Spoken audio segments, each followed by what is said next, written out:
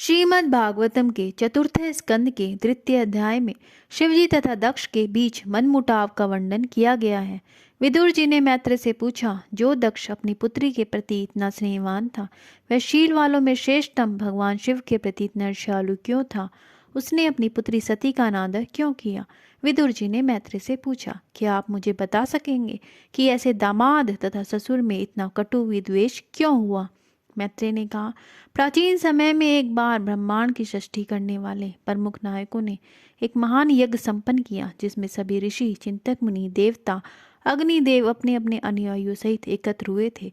जब प्रजापतियों के नायक दक्ष ने सभा में प्रवेश किया तो सूर्य के तेज के समान चमकीली कांति से युक्त उसके शरीर की सारी सभा प्रकाशित हो उठी और उसके समक्ष सभी सभागत महापुरुष तुच्छ लगने लगे।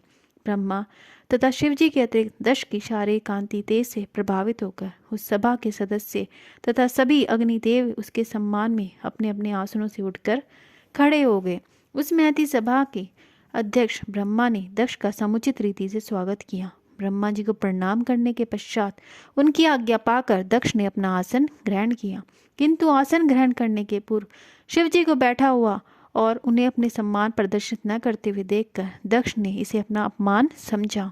उस समय दक्ष अत्यंत क्रुद्ध हुआ, उसकी आंखें तप रही थी। उसने शिवजी के विरुद्ध अत्यंत कटु शब्द बोलना प्रारंभ किया। हे समस्त उपस्थित ऋषियों, ब्राह्मणों तथा अग्निदेवों, ध्यान पूर्वक सुनो, क्योंकि मैं शिष्टाचार के विषय में बोल रहा हूँ। मैं किसी अज्ञानता या ईर्ष्या से नहीं कह रहा हूँ। यह निर्लज महादेव समस्त लोकपालों की पवित्र कीर्ति को धूल में मिला रहा है। देखिए, इस घमंडी ने सत्पुरुषों के आचरण को लांछित एवं मटियामेट कर दिया है। बंदर के से नेत्र वाले इसने सत्पुरुषों के समान मेरी सावित्री सरी की मृग नयनी पवित्र कन्या का अग्नि और ब्राह्मणों के सामने पानी ग्रहण किया था। उचित तो यह था कि यह उठकर मेरा स्वागत करता, मुझे प्रणाम करता। शिष्टाचार के सभी नियमों को भंग करने वाले इस व्यक्ति को अपनी कन्या प्रदान करने में मेरी तनिक भी इच्छा नहीं थी। यह सदा अपवित्र रहता है, बड़ा घमंडी है, धर्म की मर्यादा को तोड़ रहा है। यह प्रेतों के निवास स्थान भयंकर शमशानों में भूत प्रेतों के साथ लिए घूमता है और सारे शरीर में शमशान की राख लपेटे रहता है। श्री मैत्रेय जी ने विदुर जी को कहते हैं, दक्ष ने इस प्रकार महादेव जी को बहुत भला बुरा कहा, तथापि उन्होंने इसका कोई प्रतिकार नहीं किया। वह पूर्वतः निश्चल भाव से बैठे रहे।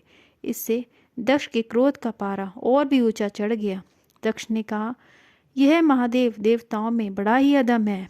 उस यज्ञ के सभापदों को द्वारा मना किए जाने पर भी दक्ष क्रोध में आकर शिवजी को शाप देता रहा और फिर सभा त्याग कर अपने घर चला गया। इस प्रकार दक्ष द्वारा शिवजी को शाप दिया गया।